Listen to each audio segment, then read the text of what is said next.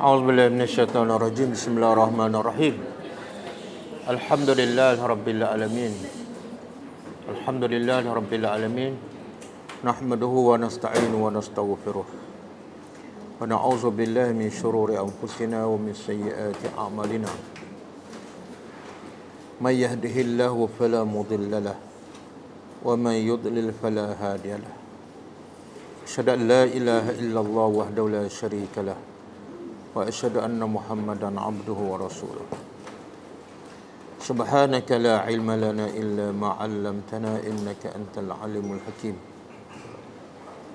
Allahumma 'allimna ma yanfa'una wanfa'na bima 'allamtana wa zidna ilma. Allahumma ati anfusana taqwaha wa zakkiha anta khairu man zakkaha. Anta waliyuha wa maulaha. Rabbi yassir wa la tu'assir, Rabbi tammim bil khair, amma ba'du. InsyaAllah kita sambung tadabbur surah Saba ayat 16.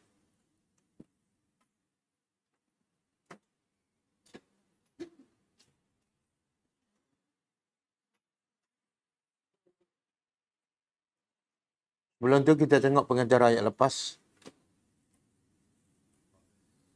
Ayat 14.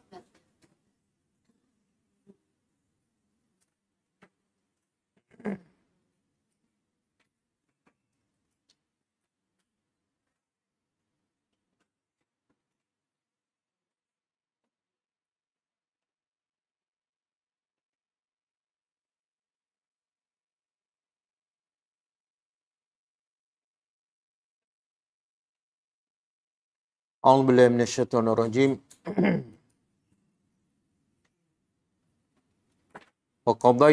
فلما قضينا عليه الموت ما دلهم على موته إلا دابة الأرض تأكل من سأته فلما خر تبينت الجن أن لو كانوا يعلمون الغيب ما لبثوا في العذاب المهين. Maksudnya, maka tatkala kami telah hukum qadakan ke atasnya, iaitu ke atas Nabi Sulaiman AS, kematian, maka tidak ada yang menunjukkan kepada jin atas kematiannya, melainkan binatang kecil ataupun anak-anak yang memakan tungkatnya. Maka tatkala dia tersungkur, jin mengetahui sesungguhnya jikalau mereka mengetahui perkara ghaib, mereka tidak akan kekal dalam kerja yang memberatkan mereka.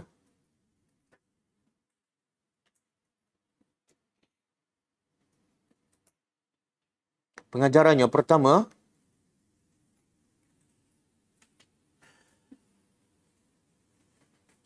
kematian adalah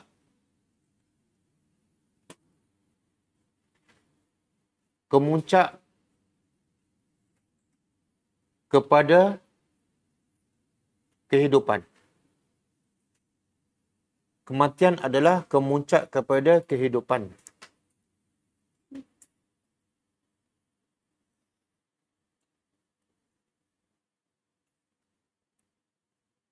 Dan satu proses untuk menentukan manusia bahagia selamanya atau celaka selamanya.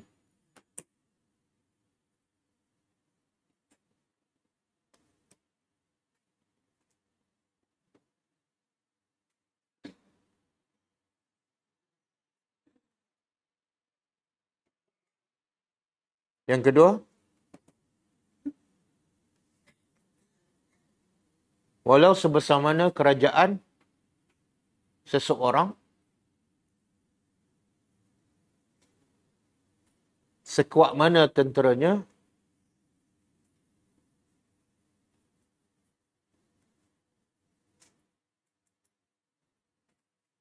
dan sehebat mana kekuatannya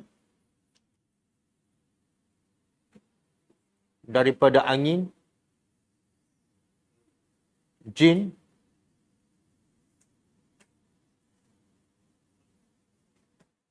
tetapi sedikit pun tidak mampu menyelamatkannya dari kematian.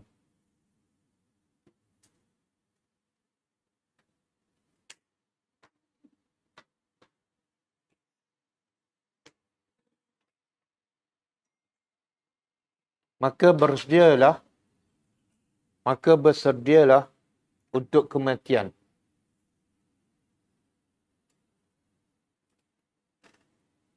Walaupun siapa kamu.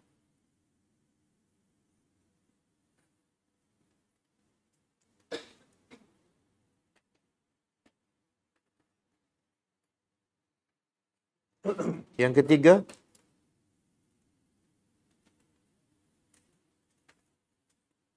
semua urusan hidup manusia adalah di tangan Allah.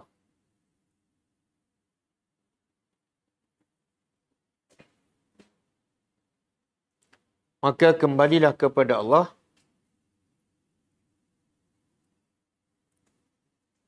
dan matilah kamu dalam keadaan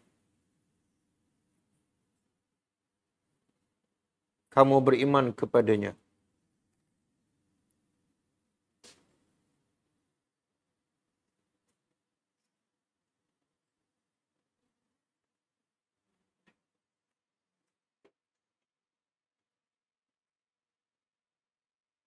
Yang keempat, sesuatu yang kecil dan hina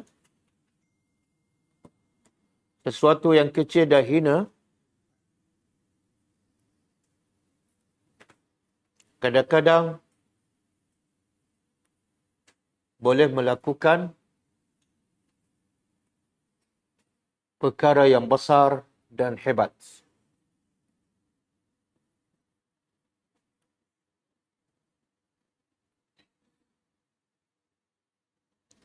Seperti anak-anak yang kecil dan hina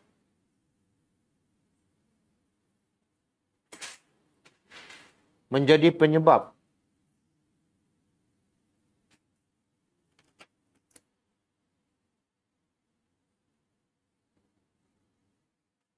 yang menafikan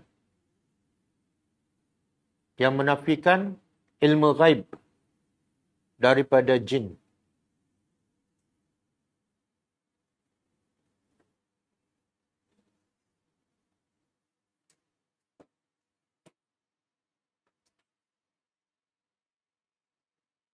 Dan burung gagak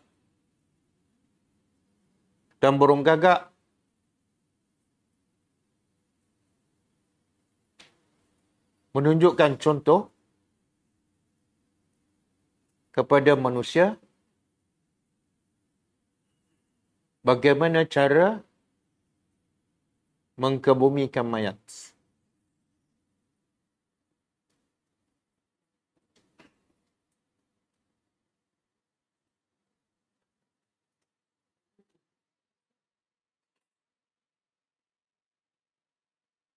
Yang kelima, berhati-hati dengan binatang yang kecil. Kerana kadang-kadang ia boleh membawa kepada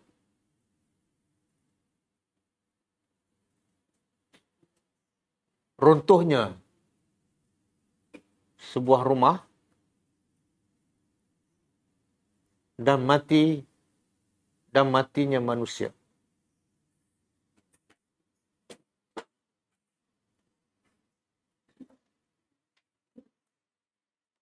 Yang keberapa? Tidak ada satu makhluk pun yang mengetahui perkara gaib.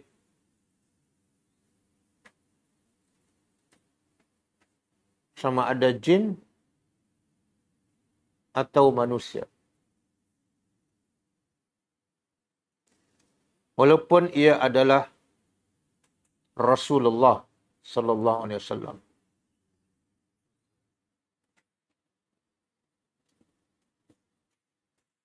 Melainkan apa yang diberitahu oleh Allah. Melainkan apa yang diberitahu oleh Allah.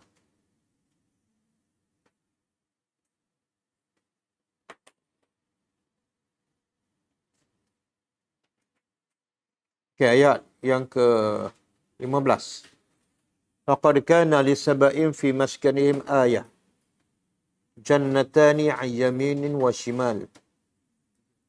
Kulu min rizqi rabbikum washkuru lah. Baldatun tayyibah wa rabbun ghafur. Maksudnya, pasti sesungguhnya adalah bagi negeri Sabak di tempat tinggal mereka ada tanda kebesaran Allah, iaitu 2 kebun, hari sebelah kanan dan sebelah kiri. Makalah oleh kamu daripada rezeki Tuhan kamu dan bersyukurlah kepadanya. Negeri yang tayyib dan Tuhan yang pengampun. Pengajarannya, pertama,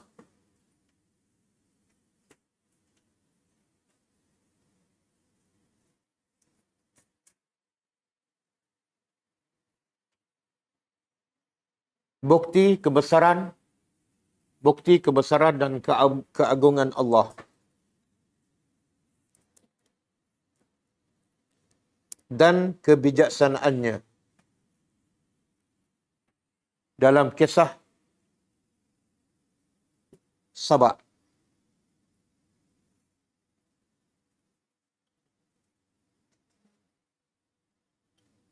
Di mana Allah mencipta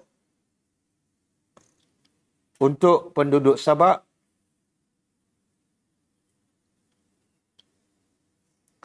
dua kebun yang besar dan mewah,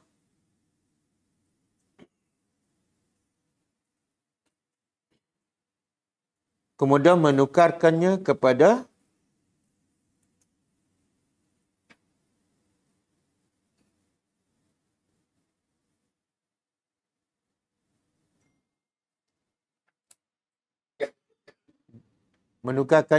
dua kebun yang tidak menghasilkan apa-apa.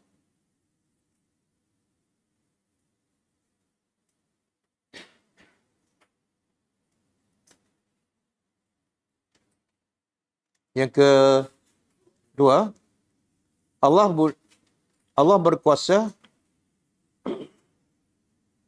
memberi kekayaan kepada siapa yang dia kehendaki dan menariknya kembali dari siapa yang dia kehendaki.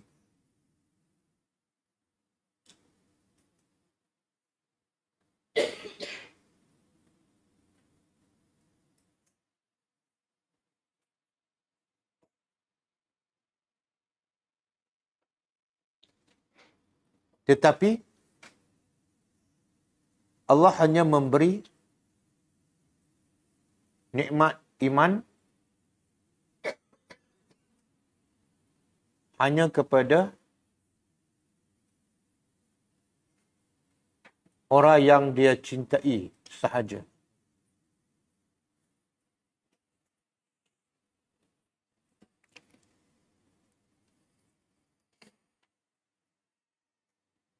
Yang ketiga,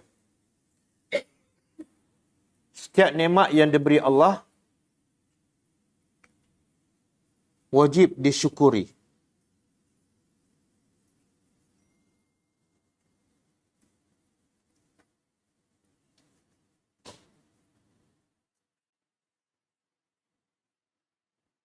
Sekiranya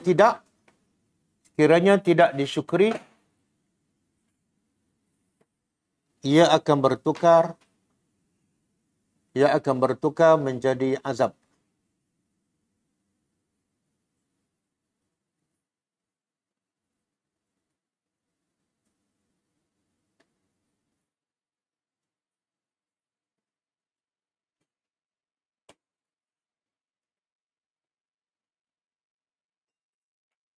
Okey, cukup ah. Abang nak banyak?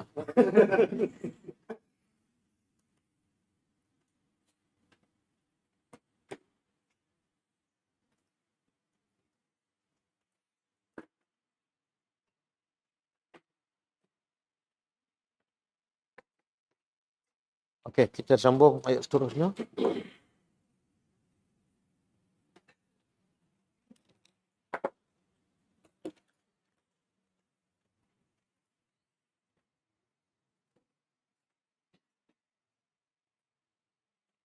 Okey, ayat 16. Sambungan kepada ayat lepas.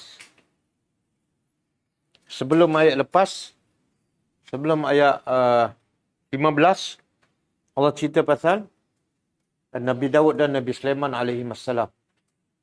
Iaitu contoh manusia yang diberi nikmat oleh Allah, tapi mereka syukur. Kemudian Allah sebut pula contoh manusia yang diberi nikmat Allah, tapi mereka kufur. Jadi Allah nak terangkan sunnatullah. Ketetapan Allah, bila kamu diberi nikmat dan kamu bersyukur, apa kamu dapat? Dan bila kamu diberi nikmat, kamu kufur, apa kamu dapat? Itu adalah ketetapan Allah yang tak akan berubah. Okey, ayat 15 Allah cerita nikmat yang Allah beri kepada kaum Sabak ataupun penduduk Sabak di Yaman. Apa yang Allah bagi? Dua kebun yang besar dan mewah. Tetapi dia apa sikap penduduk Sabak dengan nikmat yang besar itu? Nanti belum belajar lagi ayat tu. Fa'aradu. A'udzubillahi minasyaitanir rajim. Lalu a'radu. Mereka berpaling.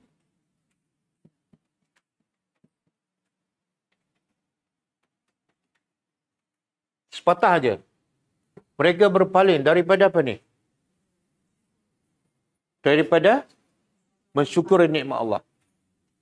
Ada dalam tafsir mengatakan dengan nikmat tersebut. Okey, kita ingat tak kisah Balqis? Kan? Balqis ni asalnya beriman ke tak? Tak. Kemudian dia beriman tak? Hasil dakwah siapa? Nabi Sulaiman. Sekarang ayat ni bawa cerita Sabak. Sebelum cerita Sabak, cerita siapa? Nabi Sulaiman.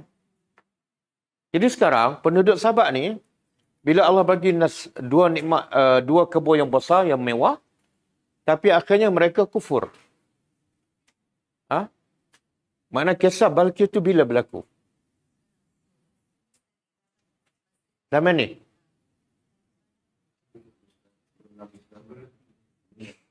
Sebelum? Dia asalnya Raja Sabak ni memang tak beriman. Balqis. Kemudian, salah satu tanda syukur Nabi Sulaiman ialah dia guna kerajaannya, dia guna kuasa untuk berdakwah. Itu syukur. Sama juga syukur ilmu. Kita ada ilmu kan? Wajib kita bersyukur dengan ilmu. Iaitu, amalkan dulu. Lepas tu sampaikan. Siapa yang tak amal, dia kufur dengan ilmunya. Siapa yang dah beramal tapi tak sampai, dia tetap kufur dengan ilmunya. Maka sebab tu Allah bagi contoh orang yang ada kerajaan, apa cara dia bersyukur dengan kerajaan dan kuasanya, iaitu berdakwah. Dan akhirnya kerajaan Sabak beriman. Lepas beriman, sunnatullah Allah bagi nikmat. Dua kebun yang besar, yang mewah. Sebab apa? Hasil mereka beriman. Tapi lepas diberi nikmat yang besar, apa berlaku? Fa'aradu, mereka berpaling. Ada pendapat mengatakan, dalam tafsir lah, Allah mengutuskan Nabi 13 orang kepada penduduk Sabak. Tapi mereka mengatakan semua para Nabi mengatakan semua nikmat yang kamu dapat adalah daripada Allah. Penduduk Sabak kata bukan, ini daripada usaha kami. Kalau betul daripada Allah, buktikan. Minta pada Tuhan kamu supaya Tuhan kamu hilangkan nikmat ni. Sebab dia rasa itu adalah daripada usaha mereka. Maka ini hasil permintaan mereka. Mereka berpaling daripada beriman kepada Allah. Jadi kufur Kufur yang paling besar apa dia? Kufur yang paling besar syirik. Nikmat yang paling besar beriman kepada Allah. Jadi Allah bagi dua kebun yang besar yang mewah. Itu nikmat. Tapi ada satu lagi nikmat yang lebih besar daripada itu. Mereka tolak. Mereka kufur. Maka Allah hukum dengan Allah tarik nikmat harta. Iaitu nikmat beriman kepada Rasul. Sama dengan apa yang Allah lakukan kepada penduduk Mekah. Nanti kita sebut dalam ayat Al-Quran yang lain. Lalu mereka berpaling. Fa'arsanna. Lalu kami putuskan alaihim ke atas mereka sail. Sail apa dah? Banjir. Sail ni banjir besar. Ada kata air merah. Banjir merah. Banjir besar. Arim. Arim ada dua pendapat. Pertama, dia jamak kepada ormah iaitu empangan. Dia empangan ni mengikut dalam tafsir dibina oleh Balqis. Balqis dia bina sebab tanah dia subur. Jadi untuk supaya air itu dapat dialih pada kebun, dia buat bina empangan. Bila diperlukan dia buka empangan kan. Tapi sebab mereka sombong, datang banjir besar merobohkan empangan tersebut. Jadi air pertama makna dia empangan. Banjir yang merobohkan empangan. Yang kedua, air makna dia asyiddah wal quwwah. Banjir yang kuat dan dahsyat. Dia terjemah apa? Banjir besar. Banjir besar. Sama lah tu. Yang besar dan meruntuhkan empangan. Bila meruntuhkan empangan, apa akan berlaku? Air akan melimpah dan menghancurkan kebun-kebun. Lama tak? Lepas mereka kufur, dengan azab yang Allah turunkan. Mana tahu? Ada fa. Kalau lama huruf apa? Summa.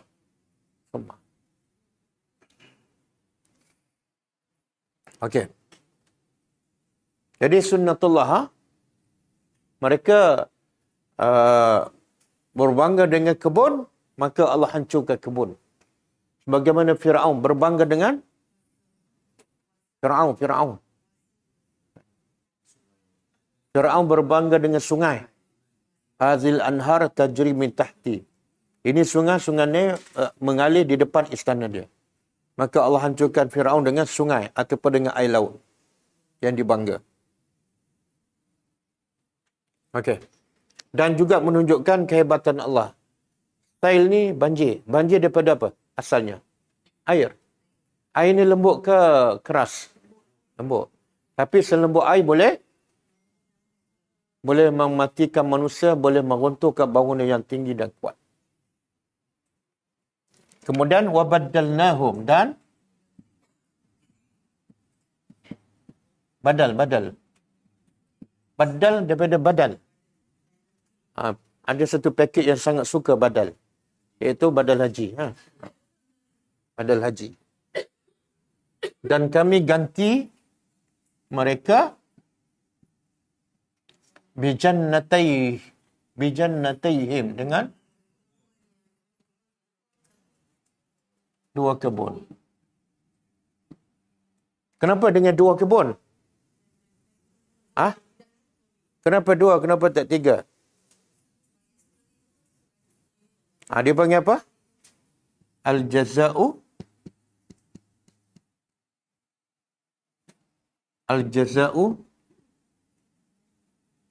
min jinsil amal. Cuba terjemah. Al-jaza' apa dia? Jaza'. Jazakallahu khairal jaza'. Balasan. Min dari jenis. Jenis-jenis itu bahasa Arab.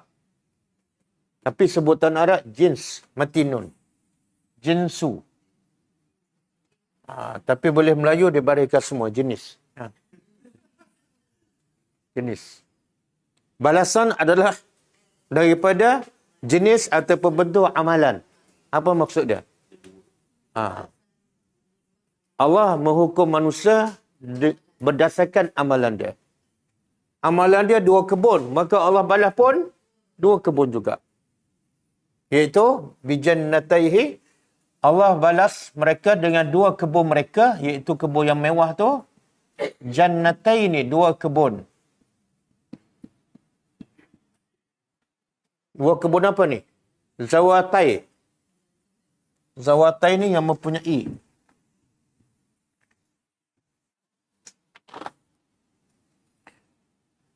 Asal dia zat. Zat dalam bahasa Arab, makna dia mempunyai. Kalau bahasa Melayu, zat. Apa makna? Awak ni tak ada zat dah. Khasiat dia.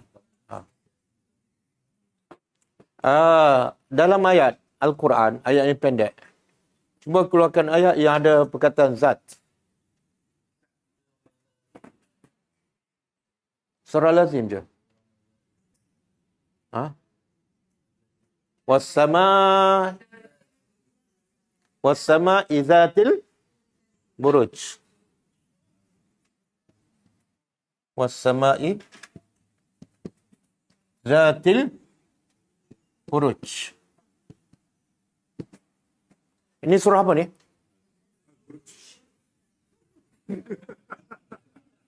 Nasib baik ada perkataan Al-Buruj. Kalau letak surah apa ni? Okey. Apa mana ni? Tadi zat apa mana? Mempunyai. Dan demi langit yang mempunyai buruj, bintang-bintang. Jadi zat satu. Kalau banyak, zawat. Mempunyai. Kalau banyak dan 2, zawatina. Zawatina. Tapi sebab dia sandar kepada ukul, kalau belajar bahasa Arab, kaedah dia bila musanna disandar, dia buat nun. Jadi akhirnya zawati ukulin. Mana 2 kebun yang mempunyai banyak-banyak. Faham? Kami tukarkan 2 kebun mereka yang mewah itu dengan 2 kebun yang banyak mempunyai.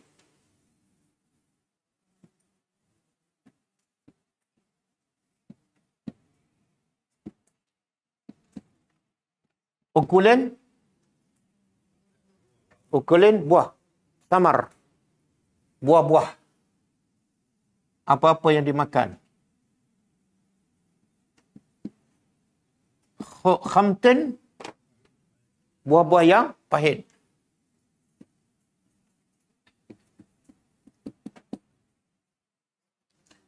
Sebelum ni buah apa?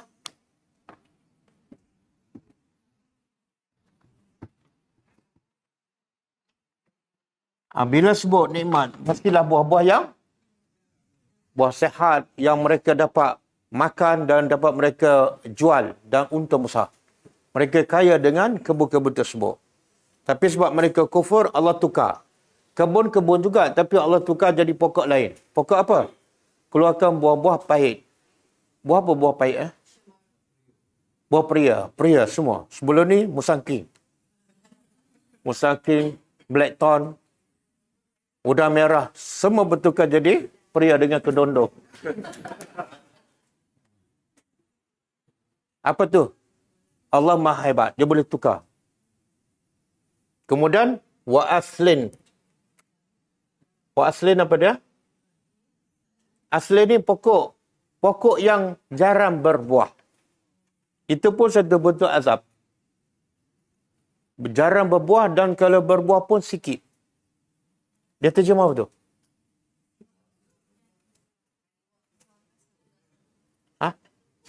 Oh, dia terjemah buka berduri. Siapa tahu buah cemara apa dia? Tahu? Oh, seorang tak tahu. Itu terjemah bahasa apa tu? Jangan tak tahu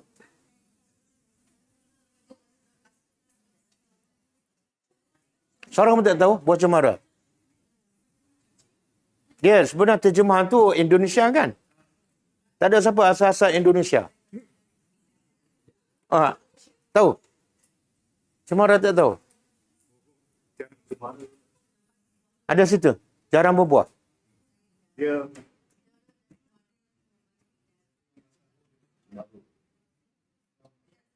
Betul?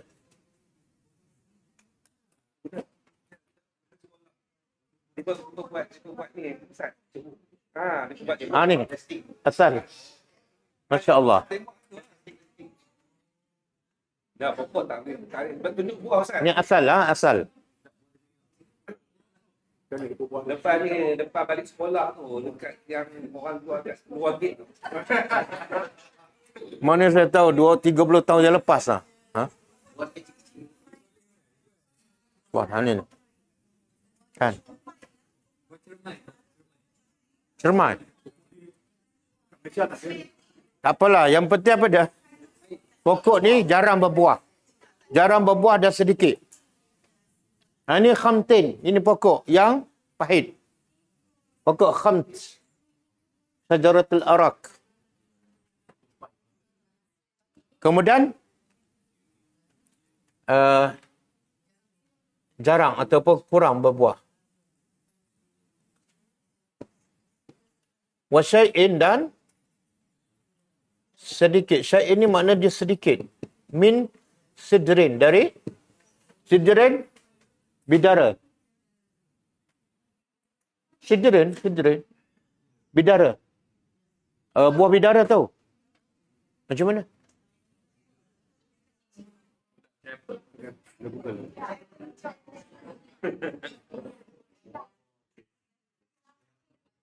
Saya tak kenal buah bidara macam mana.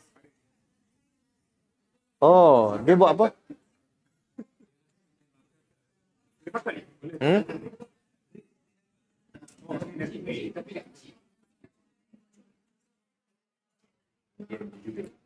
Sidrin qalil, sedikit.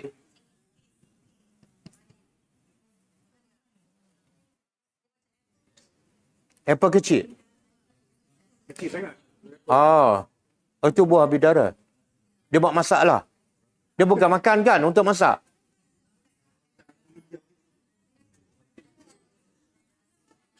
Masak ya. Apa dah? Ya ke? Tengok Kita baca ayat ni mungkin daripada kecil. Tapi hari ni baru tahu apa dia kan. Apa khamtin, apa asal, apa sidrin. Okey. Halo syaitan.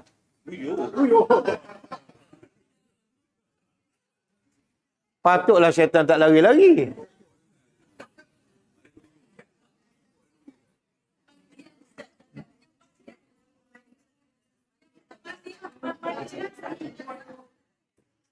Tak, sebenarnya nak halau syaitan dengan apa? Al-Baqarah. Al-Baqarah. Nabi kata mana-mana rumah yang dia baca surah Baqarah, syaitan tak masuk. Baca surah Baqarah.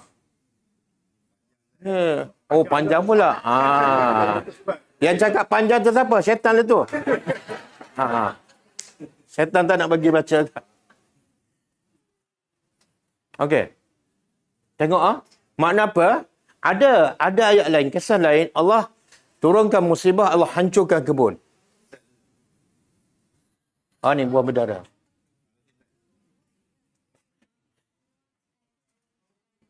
Kecil sangatlah, syaitan tak hirau buah ni.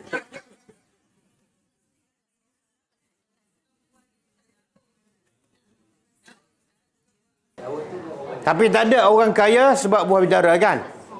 Tak ada. Mana Allah bagi buah-buah ni, Allah tukar buah-buah yang menyebabkan dia tak akan jadi kaya. Dan tak akan rasa lazat makan. Sebab apa? Sebab mereka kufur kepada Allah.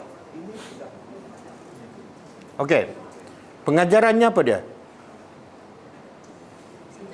Kenapa Allah cerita ni? Negeri Sabak kami bagi 2 kebun yang mewah, makanan yang buah-buah yang lazat, dan mereka boleh berniaga dan jadi kaya dengan kebun tersebut. Tapi sebab mereka kufur, kami tukar dengan buah-buahan yang mereka makan pun tak lazat dan tak akan jadi kaya. Satu bentuk azab. Ha? Pengajarannya apa dia?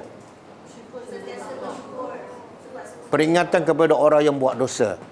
Nikmat yang kamu ada akan hilang dengan sebab maksiat kamu. Dia tak akan kekal. Itu sunnatullah. Dan bagi motivasi kepada orang yang taat. Supaya kalau kamu nak kekal dalam nikmat, teruskan syukur kepada Allah. Jangan kufur. Kufur adalah penyebab hilangnya nikmat. Okey. Sebab tu Allah kata apa? Zalika. Demikian itu. Kenapa Allah buat macam ni? Kenapa ni? Allah tukar kebun-kebun yang mewah jadi kebun yang merugikan. Demikian itu jazainahum. Kami balas.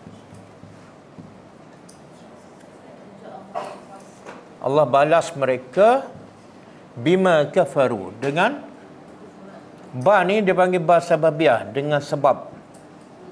Allah buat ni dengan sebab. Bukan saja-saja. Sebabnya ialah kafaru, dengan sebab mereka kufur.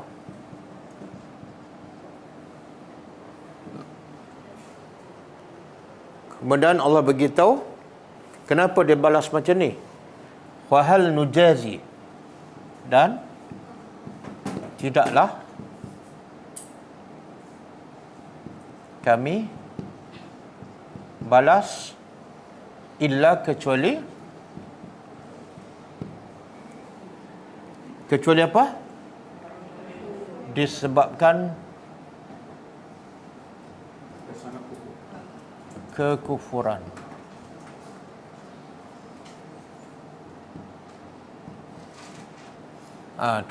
Dia kalau nak terjemah harfiah, kafur ni kufur yang melampau ataupun tersangat kufur.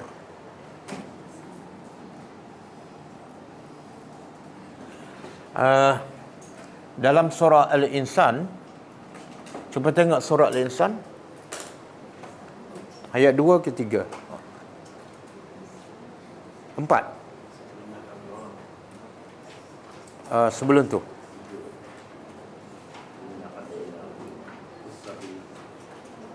Inna hadainahu sabila imma syakira wa imma kafura. Jadi Allah sebut Allah nak uji manusia sama ada nak melihat manusia satu syakir, yang kedua ataupun kafur.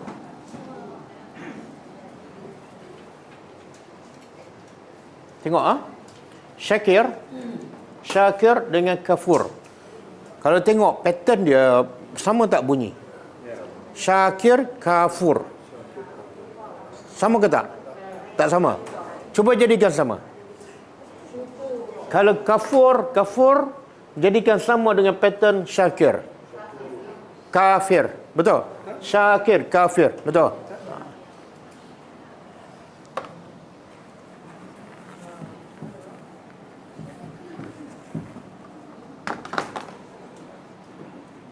Kalau syakir, lawan dia kafir. Okey, kalau kafur pattern dia kalau jadi apa? Syakur.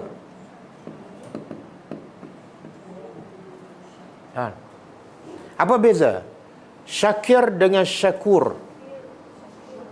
Syakir ni orang yang biasa bersyukur. Syukur biasa-biasa je. Kalau syakur, orang yang sangat-sangat banyak bersyukur. Berubah bentuk, berubah makna. Ini pattern dia dipanggil apa? Fa'ul. Fa'ulun. Yang ni pattern dia fa'ilun. Syakirun. Kalau belajar bahasa Arab dia panggil sirah mubalaghah. Sirah mubalaghah menunjukkan banyak. Okey. Yang ni apa beza kafir dengan kafur? Kalau kafir, kufur biasa. Kalau kafur, melampau. Sangat-sangat kufur. Sangat-sangat banyak kekufurannya. Okey.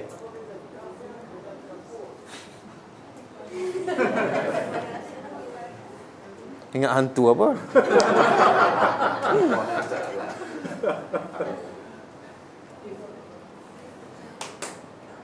Okey. Cuba tengok ayat tadi, surah Insan. Mana surah Insan tadi? Apa ni? Tadi. Mana surah Insan tadi?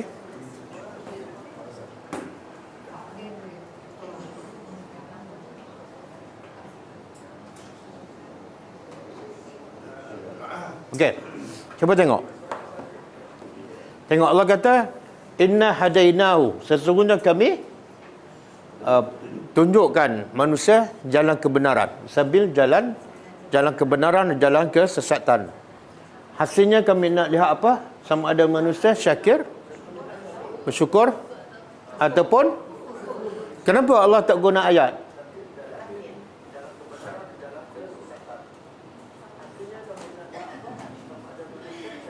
Remote TV je. Ya. Mute. Ha. Ada dua suara. Ada buah bidara atas.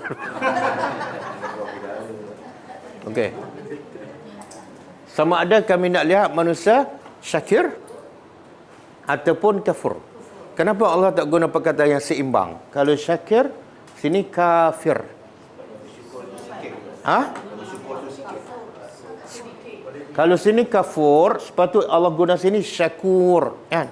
Untuk kami melihat orang yang banyak bersyukur. Kenapa Allah tak guna perkataan syakur? Sebab mustahil manusia menjadi orang yang banyak bersyukur. Kan Allah sebut dalam ayat sebelum, wa qalilum min ibadiyas syakur wa qalilum ma tashkurun. Dalam beribu-ribu nikmat yang kamu syukur mungkin 10, 20, 50 nikmat aja. Jadi manusia nak menjadi syakur sangat sikit ataupun mungkin melampau ataupun tak, macam mustahil. Tapi Nabi bila solat tahajud malam, Nabi kata apa? Aku nak jadi hamba yang syakir ke hamba yang syakur?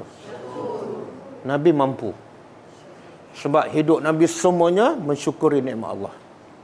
Okey. Tapi kalau kafir, Allah tak guna kafir sebab apa? Sebab manusia bila kafir melampau. Dia tak kufur sikit-sikit. Kufur nikmat mata, kufur nikmat telinga, kufur nikmat sihat. Terlalu banyak kekufurannya. Okey. Jadi ayat ni Allah kata apa? Demikianlah kami balas kepada mereka penduduk Sabak dengan sebab kekufuran mereka, dan tidak kami balas kecuali disebabkan bukan kafur sebab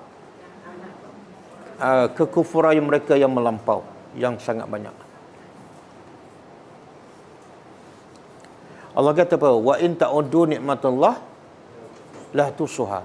Kalau kamu nak hitung nikmat Allah, mampu tak?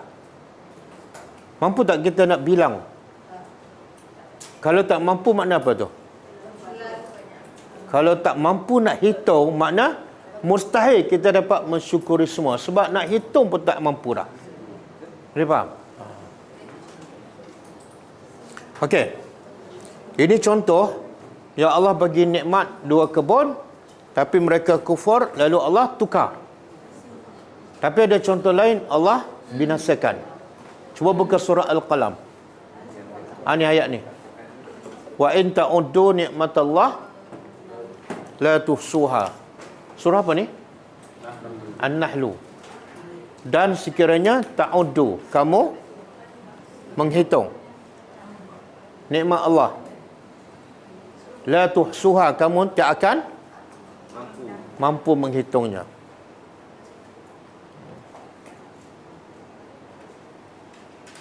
Innallah, sesungguhnya Allah Laghafurur Rahim. Sesungguhnya Allah Maha Pengampun lagi Maha Penyayang. Bahkan kalau kita bersyukur dengan nikmat Allah, contohlah mulut ni, kita nak syukur dengan nikmat mulut macam mana? Pertama Rukun syukur. Ha? Dalam hati. Kita akui bahawa mulut kita ni yang cantik ke yang sihat ni adalah anugerah Allah. Bukan daripada usaha kita jaga. Yang kedua, kita sebut. Ini adalah daripada nikmat Allah. Bukan sebab aku pandai jaga. Yang ketiga,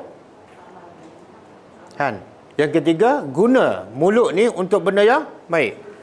Kalau kita kira daripada bangun pagi sampai malam, 24 jam, berapa minit yang kita guna untuk yang Allah redha? Maknanya kita banyak kufur ke banyak syukur? Itu baru nikmat mulut kan? Baru nikmat mulut. Okey, cuba tengok surah ni, surah Al-Qalam.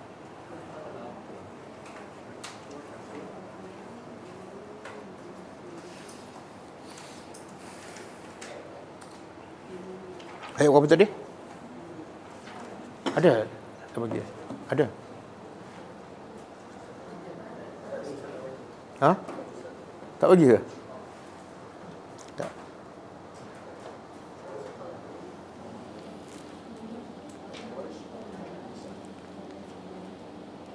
Oh, tak bagi ya?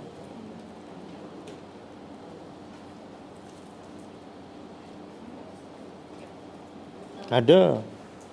Ada, 24. Ayat 24. Ada kan?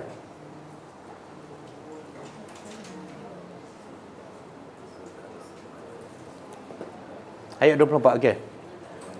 Yang ni Allah bagi kebun kepada satu keluarga yang bapa dia asalnya pemurah. Keluarkan zakat, bantu orang miskin. Bila bapa dia mati, anak-anak jadi kedekut. Ini bahaya tinggal harta pada anak. Baik habiskan terus. Bila dapat kebun daripada bapa dia, jadi kedekut. Dia kata apa? Alla yadkhulannahal yauma alaikum miskin. Ni musibah kufur. Iaitu dia berbincang, dia bercakap sama-sama mereka, pastikan kebun kita ni jangan dimasuki oleh orang miskin. Tengok. Mana tidak ada rahmat kepada orang miskin. Lepas tu ayat 25, wa ghadau ala hardin qadirin. Mereka pun keluar pagi pelan-pelan untuk apa ni? Ala hardin, untuk menghalang daripada orang miskin. Qadirin, dalam keadaan mereka yakin pasti mereka mampu nak halang orang miskin, tahu dan dapat hasil tu. Jadi dia keluar senyap-senyap supaya orang miskin tak sedar dan tak tahu. Tapi bila masuk kebun, sampai kat kebun, falamma ra'auha, tatkala mereka melihatnya, qalu, mereka berkata, inna ladallun. 7 harakat. Awak mana? Tatkala mereka melihat kebun, sampai ke tempat kebun, mereka nampak kebun, mereka kata, inna ladallun. Kami? Oh, bukan ni. Kita silap tempat. Silap tempat. Sebab apa? Kebun tu Allah hanguskan. Jadi macam pada jarak pada terkukur. Dia tak terfikir kebun dia boleh hancur. Jadi dia kata kita silap tempat. Kebun kita tempat lain. Lepas tu ayat 27, bal nahnu, lepas tu dia terfikir, betul lah, ada contoh lah, ada tiang ni. Dia kata nahnu mahrumun, sebenarnya kami diharamkan hasil kebun. Mana semua Allah bakar, hancur lebur semua. Tak tinggal sikit pun. Diharamkan mana? Tengok manusia sombong. Dia nak bagi pada orang miskin sebenar berapa banyak? Kalau nak bagi zakat berapa peratus? Dia nak halang 2.5%, Allah halang dia dapat 100%. 100% dia tak dapat. Nampak tak? Sebab tu orang beriman, Allah kata apa? Sifat orang beriman. Satu, ciri-ciri orang bertakwa, bangun malam. Yang kedua, pada harta dia ada hak. Hak orang miskin. Apa makna? Pada harta kita ada hak orang miskin. Kita tolong pegang. Kita tolong pegang. 25% hak mereka. Jangan tak nak bagi, jangan kedeguk. Bukan hak kamu. Kalau kita orang beriman dan bertakwa. Sebab itulah bila kamu halang, Allah halang 100%. Qala awsatuhum, dan dalam adik-beradik tu adalah seorang yang baiklah sikit, okey sikit. Bila dah tengok kebun mereka terbakar hangus, dia kata apa? Awsatuhum ni orang yang sederhana, yang waras sikit. Dia kata, alam akul lakum laula tusabbihun. Kan aku dah cakap, kenapa kamu tak nak bertasbih mensucikan Allah? Zikir pada Allah dan bagi hak orang miskin. Kan aku dah cakap. Qalu subhana rabbina, barulah mereka sedar, maha suci Tuhan kami, inna kunna, sesungguhnya kami semua adalah orang-orang yang zalim.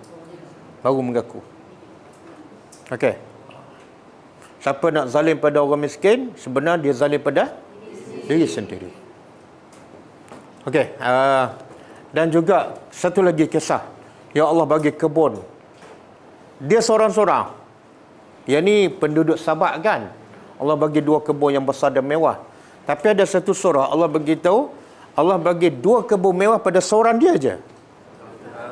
Surah Al-Kahfi ayat berapa?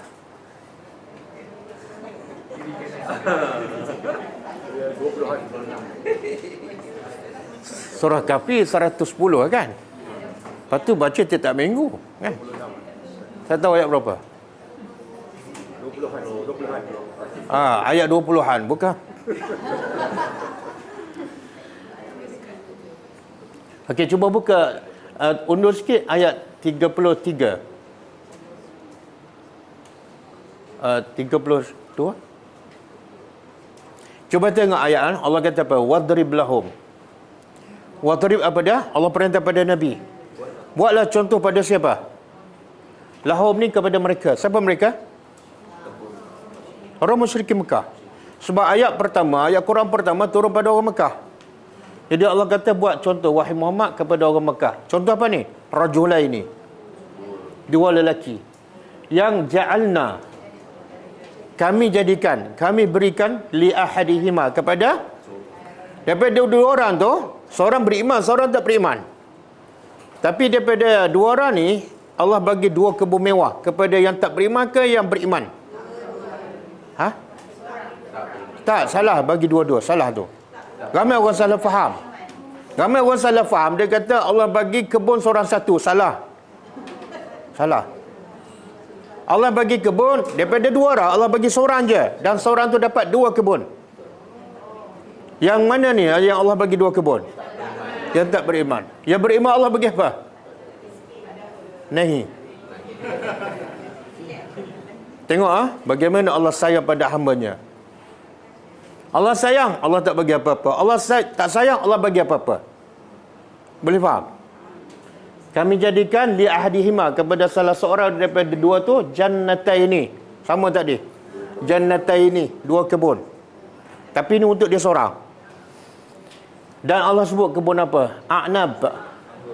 Anggur. Kenapa anggur? Sebab anggur ni buah-buahan yang paling mewah dan paling mahal.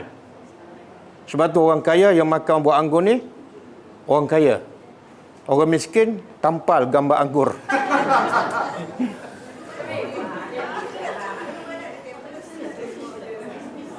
Betul. Okey. Wa hafafnahuma, dan kami apa hafafnahuma? Kami kelilingi kebun anggur dengan nakhlin, kurma pula. Tengok Allah nak bagikan pada siapa ni? Orang yang dia tak suka. Orang tak beriman. 1, 2 kebun anggur. Yang kedua, pagar. Biasa pagar kebun ni daripada apa? Kayu. Dawak berduri kan. Tapi Allah pagar dengan pokok kurma. Nak begitu mewahnya Allah bagi. Pagar pun pokok kurma. Kemudian waja'alna bainahuma zar'a. Dan kami jadikan antara kebun-kebun tu ada zar'a, buah-buahan lain lagi. Boleh tanam lada, terung, asal 5 tengah-tengah kebun anggur tu. Kemudian kiltal jannataini, kedua-dua kebun itu atat ukulaha. Tadi dah jumpa dah ukul. Mana ukul tadi ni? Apa mana tadi? buah-buahan. Jadi daripada dua kebun tu memberi hasil buah-buahannya yang lebat. Kalau ada 100,000 pokok, semua berbuah. Setiap pokok semua berbuah lebat. Walam tazlim minhu syai'ah. Dan tidak kurang sedikit pun. Kalau ada 100 buah lah, bukan 99.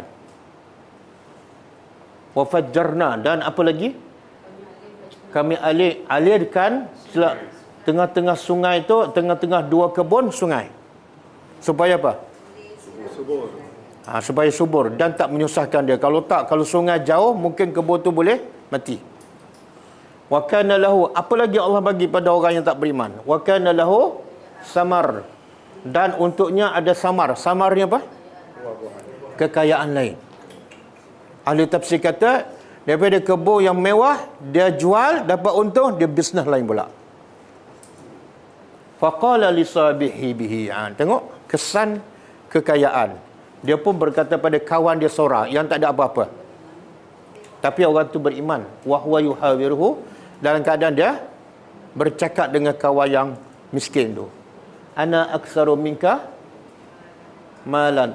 Aku lebih banyak daripada engkau mal, harta. Nampak? Daripada kemewahan membawa kepada kesombongan. Dan aku lebih ramai a'azzu nafara, lebih ramai pekerja, staff, follower kan. Follower semua saking. Kemudian ayat ni, wa dakhala jannatahu, dia pun masuk kebun dia. Tapi dalam keadaan dia zalim kepada diri sendiri.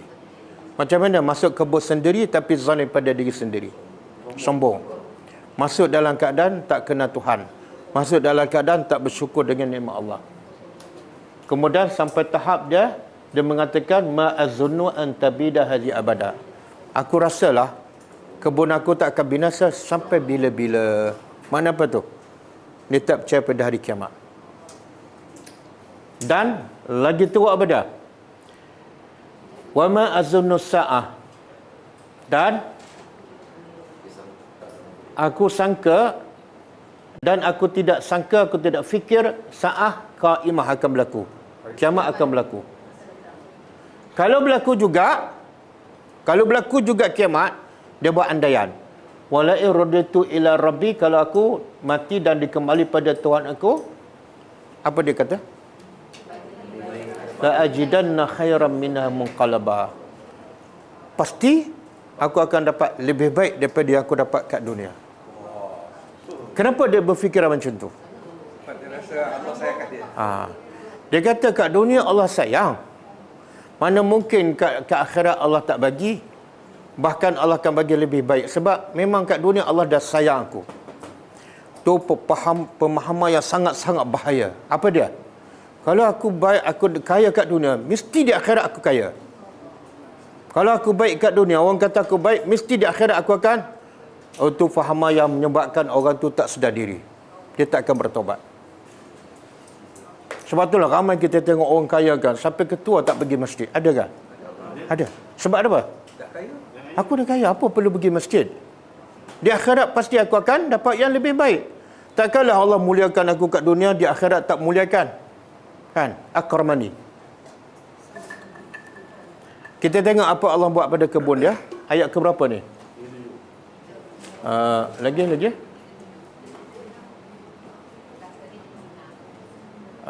Lagi. Ni semua Allah cerita. Kawan dia yang miskin apa dia buat? Dia dengki tak? Dia minta tak sikit? Dia merayu tak? Tak. Apa dia buat? Apa kawan miskin buat pada kawan yang kaya, yang sombong ni? Berdakwah. Sebab dia tahu kawan dia sedang sesat. Maka kewajipan dia perlu selamatkan, bukan ambil peluang. Kan? Jangan ambil peluang pada orang kaya, tapi selamatkan mereka yang sombong. Lepas tu Allah kata apa? Okey. Ayat bawah lagi kok. Okey. Wa uhita bi samari fa asbaha. Setelah dia masuk kebun dia buat macam ni. Fa asbaha yuqallibu. yuqallibu, membolak-balikkan kaffaihi, tangannya. Alama anfaqa, atas semua yang diinfak, dengan duit, dengan kos, dengan baja, dengan pekerja, semua sia-sia. Dia bawa macam ni, habis. Tak ada satu pun. Sebab apa? Allah hancurkan kebunnya. Disebabkan apa? Wahya khawiyatun, dan kebun itu runtuh, roboh. Para-paranya kan, anggun kan, dia tumbuh di atas para kan. Para-para semua roboh. Dan orang ni berkata, wa yaqulu ya laitani. Dia berkata, alakah baiknya, menyesal. Alakah baiknya lam usyrik bi rabbi ahada. Alakah baik kalau aku tidak mensyirikkan Allah. Jadi punca Allah hancurkan kebun dia, syirik. Apa syiriknya? Apa syirik dia?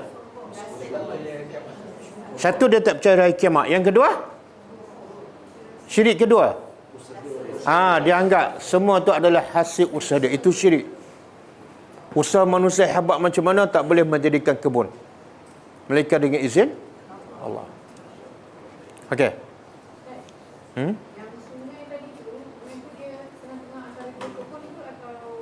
Tengah-tengah celah kebun.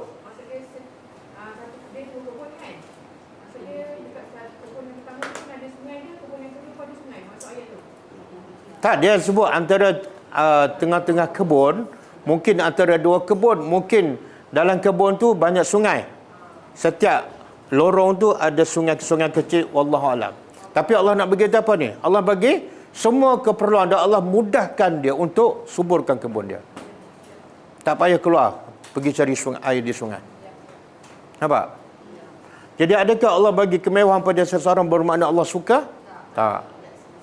Sebab itulah bila Allah bagi kesenangan pada kita, pertama kita kena apa? Macam mana syukur? 3 rukun tadi. Termasuklah kita sebut haza min fadli. Tapi jangan habis macam tu je. Ada sambungan. Bukan surah An-Naml ayat 40. Surah An-Naml ayat 40.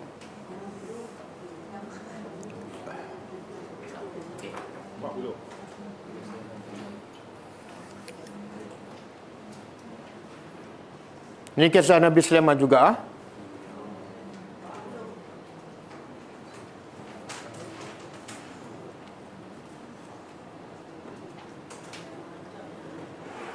Qala allazi, ini kita semua tahu bukan kisah ni.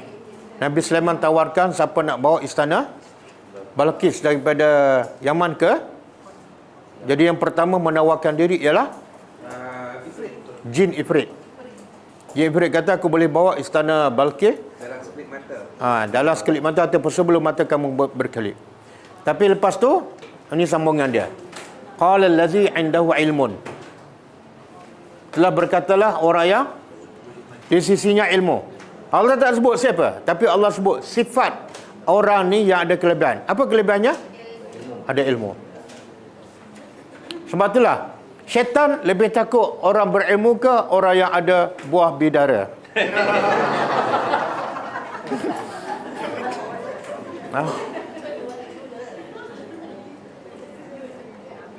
Ingat kisah Umar. Syaitan lari daripada Umar kan, lari. Agak-agak berapa banyak buah bidara. Gantung kali. Sebab Umar berilmu dan beramal. Okey, dan ilmu pula bukan sebarang ilmu. Ilmu apa ni? Minal kitab. Bukan ilmu daripada mimpi. Apa kata lelaki ni? Ana atika. Aku akan bawa kepada engkau. Kata lelaki ni pada Nabi Sulaiman, aku akan bawa kepada engkau dengannya. Dengan apa ni? Dengan apa? Singgasana Balqis. Qabla an yartadda ilaika tarfuka. Jin tadi nak bawa sebelum bangun daripada tempat duduk. Orang berilmu nak bawa istana Balqis sebelum mata berkelip. Falamma ra'ahu mustaqirran, maka tatkala Nabi Sulaiman melihat singgasana Balqis mustaqirra, dah betul-betul ada dekat depan dia. Baru habis cakap dah ada dah. Indahu di sisinya qala. Tengok, Nabi Sulaiman nak bersyukur dengan nikmat. Nikmat apa ni? Nikmat apa ni? Nikmat pegawai dia, tentera dia boleh bawa singgasana Balqis daripada Yaman ke Palestin sebelum mata. Itu satu nikmat. Dia kata apa? Haza min fadli Rabbi. Ini adalah, dia tak kata ini sebab kelebihan kerajaan Nabi Sulaiman. Ini projek Nabi Sulaiman, kerajaan Nabi Sulaiman. Tapi tak habis setakat tu, ada satu sambungan. Liyabluwani. Apa faedah Allah bagi semua kelebihan ni? Untuk Allah menguji aku. Bukan untuk aku berbangga, bukan untuk aku berseronok, bermewah. Tapi untuk Allah apa yang Allah nak lihat daripada ujian ni? Ashkur am akfur. Sama ada dengan nikmat ni aku semakin bersyukur ataupun aku kufur. Dan sebagai peringatan, wa man syakar, siapa yang bersyukur dengan nikmat Allah, siapa dapat faedah?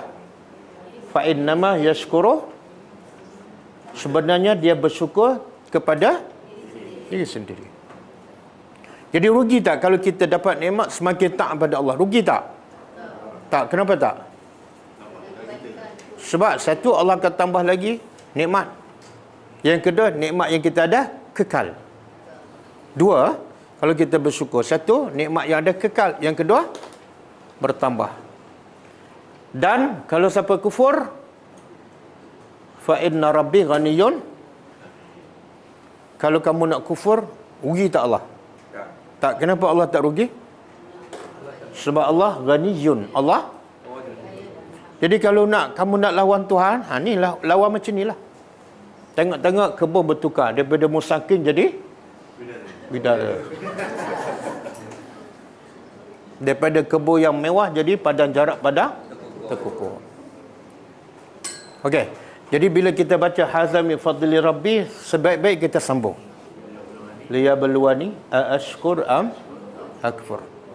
Kalau kita pergi negara Arab, macam saya duduk kat Mekah lama, rumah orang Arab, rumah besar-besar dia tulis kat pintu hazam min fadli rabbi. Banyak, tapi dia tak tulis ni liyabluwani. Sebab tu kadang-kadang jumpa kita sombong je, kan? Dia tulis je. Kadang-kadang dia tulis stiker besar kat kereta. Saya pergi satu masa di Lebanon. Kereta tu buruk, tapi dia tulis hazam min fadli rabbi. Dan dia pasal lagu memekak satu bandar dengar. Buta Quran. Okey. Cuba buka surah An-Nahlu ayat 112.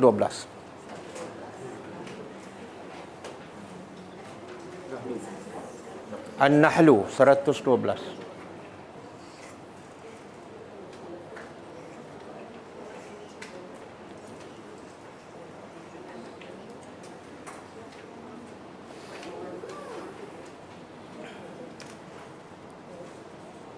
Okey.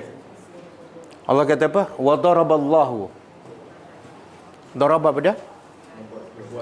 Allah membuat masal perumpamaan. Masal perumpamaan.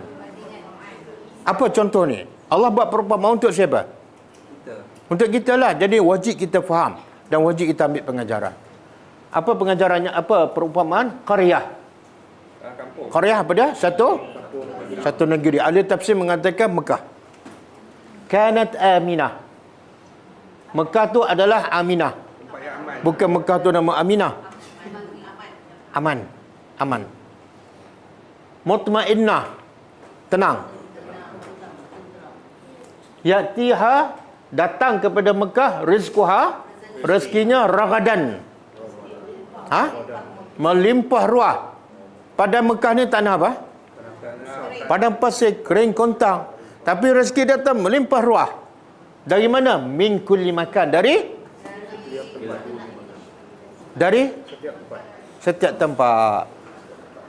Dari mana ni? Yalah dari mana?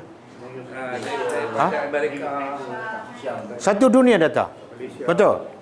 Kadang-kadang kat Malaysia tak ada barang tu. Kat Mekah padang pasir ada. Satu pokok pun tak ada kat Mekah, tapi semua jenis buah ada kat Mekah. Betul? Buah bidara saya tahu. Subhanallah. Restoran, semua jenis restoran ada kat Mekah kan? Rezekinya datang melimpah min kulli makan. Tapi akhirnya apa berlaku? Fakafarat. Allah, mereka penduduk negeri kufur bi'an umillah dengan nikmat-nikmat Allah. Kufur je, jenayahnya ialah kufur. Maka fa'azaqah Allah menimpa pada penduduk Mekah libas. Libas apa dia? Libas pakaian.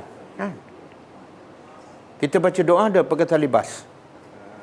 Alhamdulillah lazi kasani hadza sauba. Oh, tak ada libas, ada saub. Sebab kufur, tengok sebab kufur je dengan nikmat Allah menimpakan mereka dengan pakaian ju'. Ju' apa dia? Lapak. Lapak. Lapar bukan lapak. Orang Kedah? Orang Kedah? Kedah. Oh, pekat betul. Hijau kuning. Okey. Wal khauf dan takut. Maknanya orang Mekah asalnya aman, tenang. Akhirnya lapar, takut. Subhanallah. Dua nikmat yang Allah bagi pada manusia yang bila dapat ni manusia wajib bersyukur. Satu, ada makanan boleh makan. Yang kedua, aman. Dan bila tak ada dua ni, satu malapetaka yang besar. Iaitu tak ada makanan dan takut. Keadaan tak aman. Jadi punca apa ni? Daripada aman, tenang, jadi lapar dan takut. Punca kufur kat tengah ni. Kenapa Allah kata libas? Tengok bahasa Al-Quran. Allah kata libas. Pakaian lapar. Pakaian takut. Apa maksud dia? Bila kita pakai pakaian tu meliputi satu badan. Maksudnya apa? Lapar dan takut tu meliputi setiap kehidupan penduduk Mekah. Bukan sini lapar, sini kenyang, tak. Satu penduduk Mekah. Ni bila berlaku ni? Lepas Nabi berhijrah ke Madinah, Allah timpa mereka kemarau 7 tahun berturut-turut. Sampai mereka makan bangkai anjing. Mereka rebus tulang, makan tulang. Dan sampai mereka pergi ke Madinah merayu pada Nabi, tolonglah. Kami ada perempuan, kami ada budak kecil. Lelaki tak apalah mati, tapi ada budak kecil. Tolonglah doa pada Tuhan engkau supaya angkat musibah ni. Dan Nabi berdoa, Allah angkat. Nabi dah pergi Madinah. Ya, Nabi pergi Madinah. Dah. Tak, 7 tahun. Sebagaimana Allah timpa musim kemarau pada zaman Nabi Yusuf AS. Ni. Cuk dan tak, masa ada Nabi Muhammad. Sebab tu Abu Sufyan pergi merayu pada Nabi Muhammad di Madinah. Okey? Tengok sebelum ni aman dan tenang. Masa tu mereka beriman ke belum? Belum. Tapi aman dari segi apa ni? Aman dan tenang dari segi apa? Walaupun mereka negeri padang pasir, kering kontang, tak ada bahan galian, tapi Allah bagi mereka aman. Satu, mereka dapat makan rezeki. Dari mana dapat rezeki? Li'ilah fi Quraisy. Ila fihim. Lepas tu, allazi falyabudu rabba hadzal bait allazi atamahum. Tuhan yang beri mereka makan daripada lapar dan wa amanahum. Mereka dapat dua dalam keadaan mereka masih kufur. Aman. Sebab tu orang Mekah kalau pergi musafir nak berniaga ke Yaman ataupun Syam, tak ada seorang rompak dia. Kalau orang Yaman datang ke Mekah tengah jalan kena rompak. Orang Syam datang ke Mekah tengah jalan kena rompak. Orang Mekah pergi mana-mana tengah jalan selamat. Kenapa? Orang tanya, kamu daripada mana ni? Daripada Mekah, jalan. Sebab orang Arab luar Mekah sangat hormat pada orang Mekah. Kenapa hormat? Memang macam tu. Sebab tu dia boleh berniaga dan boleh hidup. Kenapa mereka hormat pada orang Mekah?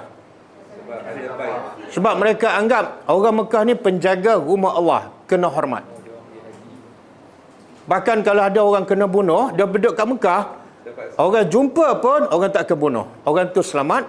Dan yang nak bunuh pun, yang nak bunuh, nak balas dendam pun tak jadi. Sebab Allah jadi ke Mekah aminah mutmainnah. Lepas tu Allah utuskan Rasul. Rasul tu sebenarnya lebih nikmat daripada nikmat aman dan mutmainnah. Tapi dengan Rasul mereka kufur. Sebab kufur dengan Rasul, Allah timpakan mereka libasul ju'i wal khauf. Nampak? Itu sunnatullah, ketetapan Allah. Sebab itulah nak kekal nikmat Allah dengan cara bukan bekerja keras sampai tak solat, bukan. Tapi dengan bersyukur. Bahkan dengan bersyukur, rezeki akan bertambah. Cuba buka surah An-Nisa 147. Surah An-Nisa 147. 147.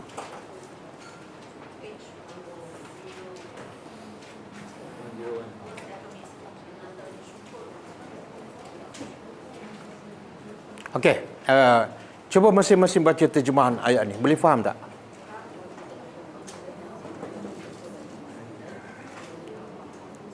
Surah An-Nisa 147.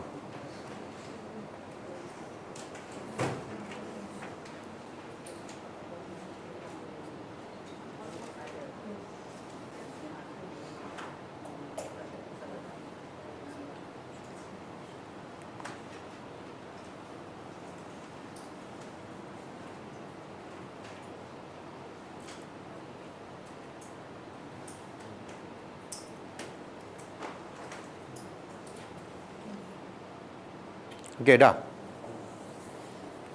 Siapa nak cerita sikit?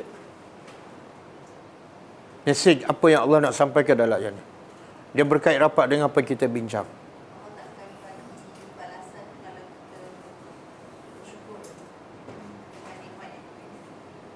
Allah tak akan azab. Sekiranya okey, cuba tengok. Betul ke? terbalik kot. Terbalik kot. Terbalik, okey. Macam mana? Kalau you beriman dan bersyukur, nampak macam kat dunia ni macam tak ada apa. Dia apa ni, Allah kata jangan takutkan, esoknya saya dah ada apa? Siapkan benda yang special untuk you. Special tu apa? Buat telur. Balasan yang baik. Oh, balasan yang baik. Mana kalau kamu beriman dan bersyukur, Relax je, tak payah. oh, di akhirat Allah akan balas dengan balasan yang baiklah. Tapi ada tak Allah sebut perkataan azab dalam ayat ni? Tak ada. Ada ni. Bi'azabikum. Ada. Azab tu ada tu, azab. Ma yaf'alu, kalau okey, cuba terjemah harfiah. Ma mengapa? Yaf'alullah Allah melakukan bi'azabikum. Kenapa Allah melakukan dengan mengazabkan kamu? In syakartum, jika kamu bersyukur, wa amantum, dan kamu beriman. Okey, setakat tu itu bahagian pertama. Jadi maksud apa? Kalau beriman dan bersyukur, Allah tak ada buat apa-apa. Tapi bentuk ayat ni Allah kata apa? Apa pasal aku nak azab kamu? Kamu dah beriman. Makna apa tu? Yang aku azab tu sebab boleh faham? Macam kita, anak kita takut pada kita kan. Dia dengar cakap. Lepas tu dia kata, "Mak, takutlah mak rotan." Apa pasal mak nak rotan? Kamu kan dengar cakap. Faham tak? Yang patut takut ni siapa? Yang degil tu. Faham tak? Jadi kalau kamu degil, memang patut kamu takut dan memang patut kamu diazab. Maknanya punca manusia diazab sebab tak bersyukur je. Dan banyak dah contoh kita belajar. Semua yang Allah azab sebab kufur, sebab tak bersyukur. Sebab itulah kata Qatadah dalam tafsir ayat ni, boleh buka huraian.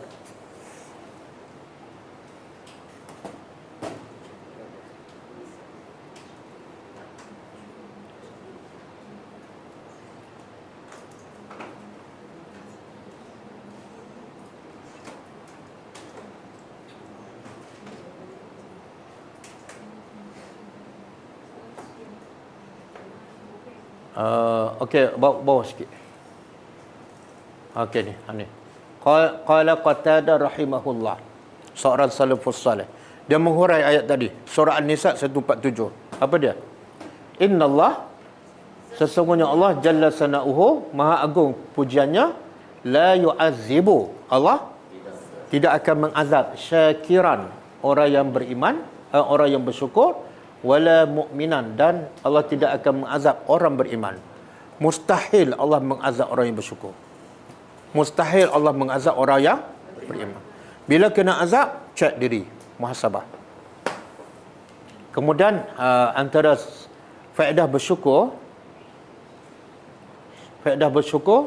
sebab bertambah. Sababun liziyadah. Bersyukur menjadi penyebab bertambah nikmat. Sebagaimana ayat surah Ibrahim ayat 7 yang biasa kita baca.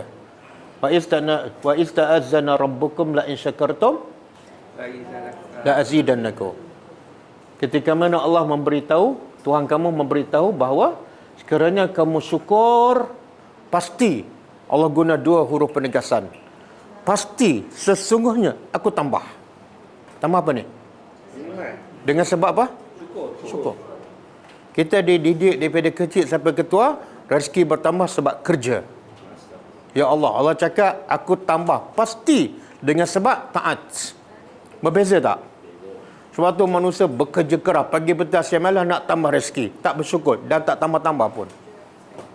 Dan berapa ramai yang kerja sikit jaga taat pada Allah, rezeki dia bertambah. Kemudian kata ba'dus salaf rahimahullah, kod kata-kata ni, an-ni'am wahsyiyah. Nikmat-nikmat adalah wahsyiyah. Wahsyiyah binatang liar. Nikmat binatang seumpama binatang liar. Faqayyiduha, maka ikatlah nikmat dengan syukur. Boleh faham? Nikmat akan cepat terlepas kalau kamu tak bersyukur. Macam binatang liar. Rezeki itu bukan maksud dia harta benda, tak kan? Bukan. Rezeki tu kadang-kadang rezeki tenang.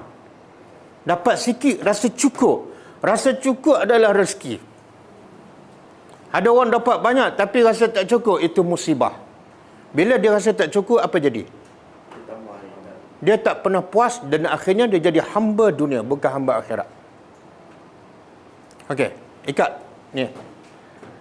Nikmat adalah macam binatang liar. Dia cepat hilang kalau kamu tak bersyukur. Maka ikatlah dengan, berapa ramai orang dapat gaji beribu-ribu, tapi sebelum akhir bulan habis. Hutang lagi. Ada baru ni kita jumpa apa ni? Dalam akhbar baru ni.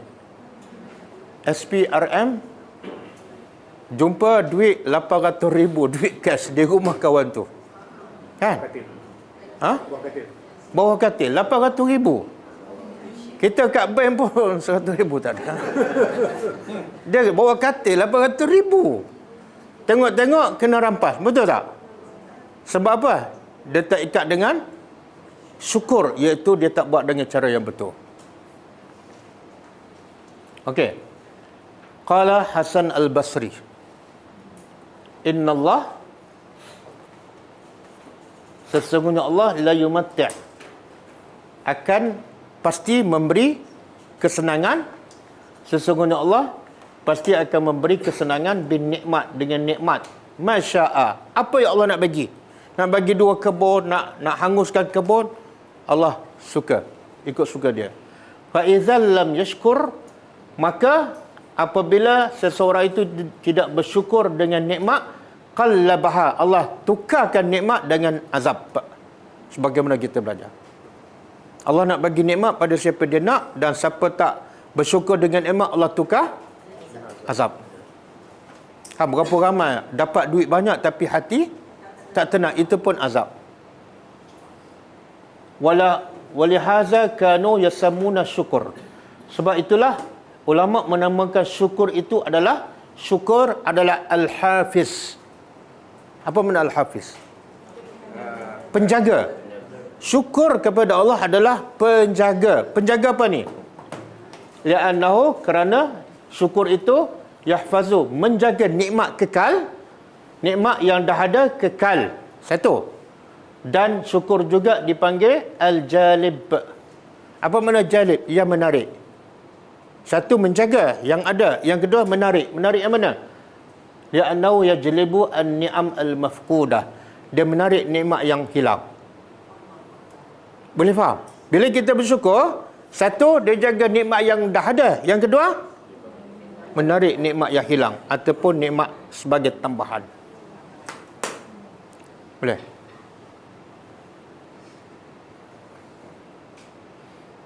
Ini kata Ali bin Abi Talib. Baca sendirilah. Nak saya terjemah? Boleh tak? Kau ambil gambar apa, terjemah sendiri, saya tanya minggu depan. Latihan akhir tahun. Okey. Qala Ali bin Abi Talib. Semua kenal kan? Ya. Ali bin siapa bapa dia? Abu Talib. Apa hubungan dengan Nabi? Sepupu? Menantu? Kak sahabat. Sahabat. Kata Ali bin Abi Talib radhiyallahu anhu li rajulin. Ali berkata pada seorang lelaki min Hamazan. Hamazan ni nama kabilah. Apa kata Ali? Inni ni'mata, sesungguhnya bahasa dah jadi bahasa Melayu.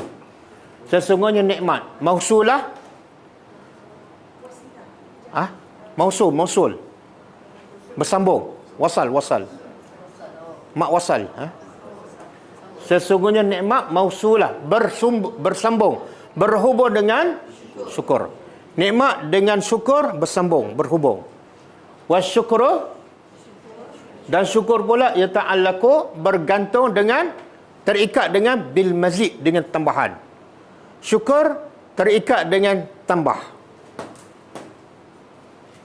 Nikmat berhubung dengan nikmat bersambung dengan syukur. Syukur terikat dengan penambahan. Wahuma, dan syukur dengan tambah ni, makruna ni, sentiasa bersama. Makrun, qarin. Syukur dengan tambah nikmat sentiasa bersama. Fi qarnin, dalam satu bekas. Fala yanqata' al-mazid. Tambahan nikmat tidak akan terputus daripada Allah. Tambahan nikmat tak akan terputus daripada Allah, sehinggalah terputusnya syukur daripada hamba. Faham? Tambahan nikmat daripada Allah tidak akan terputus, sehinggalah syukur hamba terputus. Boleh faham? Boleh faham? Faham ke tak? Macam 50-50 je.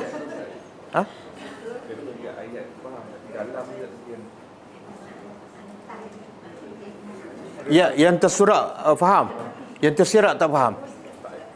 Lagi kita bersyukur, nikmat itu biasa. Okey, semula. Kata Ali bin Abi Talib kepada seorang lelaki daripada kabilah Hamzan. Cuba terjemah. Inna nikmat mausulah, bersambung, bisyukri, dengan syukur. Jadi nikmat sentiasa bersambung dengan syukur. Wa syukru, dan syukur yata'allaqu, terikat bil mazid, terikat dengan mazid tu ziyadah, tambahan. Syukur mesti ada tambah. Bila syukur tambah, bila syukur tambah, dia tak boleh berpisah. Wahuma, dan kedua-dua ni, syukur dan penambahan, makruna ni sentiasa bersama. Yang tambah pun nikmat. Nikmat yang tambah. Ya. Kemudian dia kata fala yanqata', tidak sekali-kali terputus al-mazid, tambahan dari minallah, tambahan daripada Allah tak mungkin terputus, hatta, sehinggalah yang qata', terputus syukur minal abdi, dari hamba. Kalau saya tanya, kenapalah nikmat saya macam terputus dia? Jawapannya, syukur saya dah terputus. Boleh faham? Macam mana saya nak tambah nikmat Allah pada saya? Jawapannya, tambahkan syukur. Tengok beza tak kita belajar? Ini ada dalam bab akidah tak?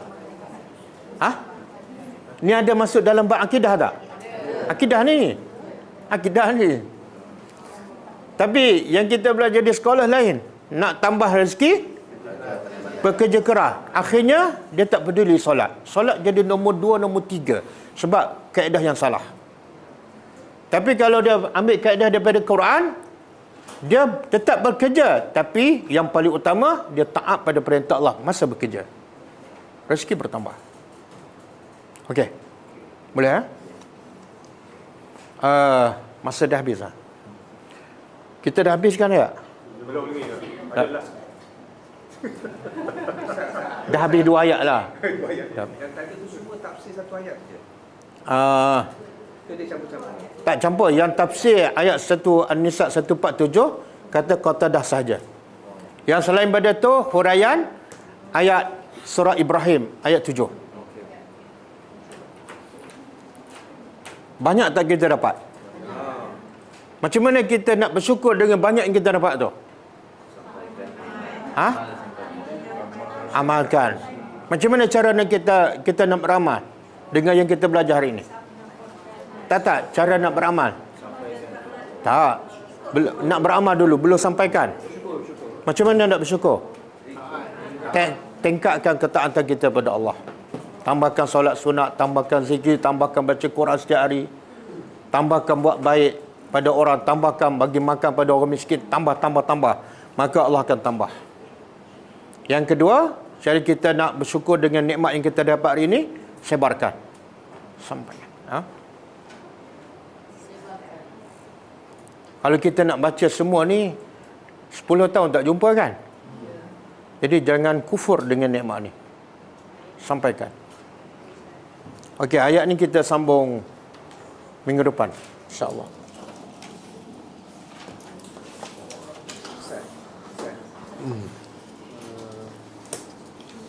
Tadi dalam banyak-banyak kita belajar tu kita suruh bersyukur kan.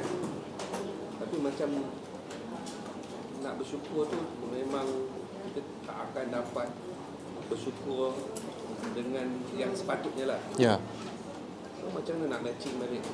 Maknanya kita bila dia tak matching, dia tak bersyukur yang sepatutnya, macam tak bersyukur dah tak? Satu. Nombor 2, bila Ustaz ulang kaji yang rukun syukur yang 3. Pertama, mengakui dalam hati bahawa semua nikmat adalah daripada Allah 100%.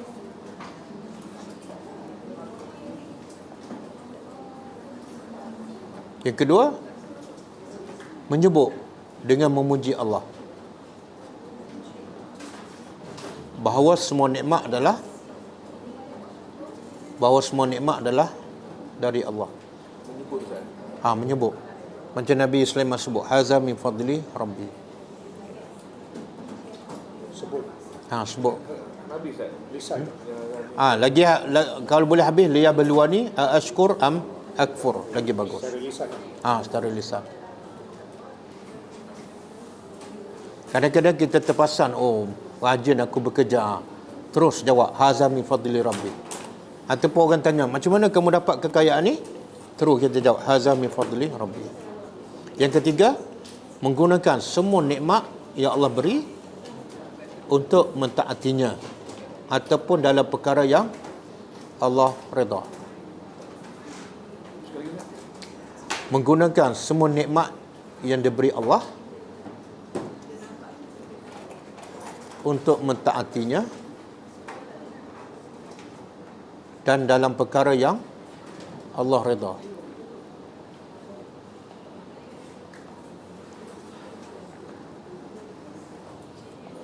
Kan ini nikmat tak? Telefon nikmat tak? Macam mana kita nak bersyukur dengan nikmat telefon? Baca Quran. Buka Quran. Kalau tak faham, buka tadabbur kan? Bila nak buka yang mengarut, off kan? Shopee tutup lah. Buka Shopee akhirat pula. Shopee akhirat. Masa pokok bidara dan bawah bidara ni, ada orang cerita, saya tak takut orang cakap lah. Itu Nabi pun sorry guys, Nabi jumpa tapi kita memang dia elok tanam rumah. Apa tu? Pokok bidara. Oh. Tak ada pendapat mengatakan pokok bidara tu elok tanam di rumah supaya syaitan takut. Tak ada dalil. Itu masuk dalam kufur ke? Ha.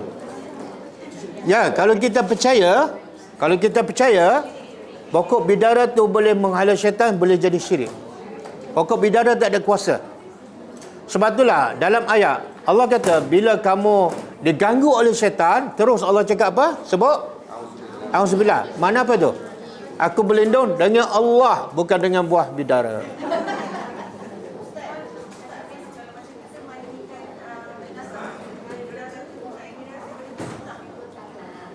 Oh, saya tak pastilah mandi mayat dengan buah bidara. Sunnah. Daun, bukan dengan buah kan? Oh, daun. Saya tak pasti, nanti saya cek dulu.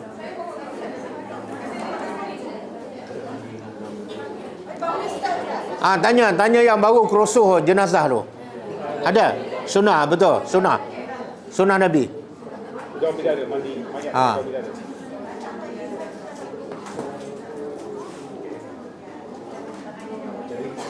Okey. Tak ada soalan? Dah.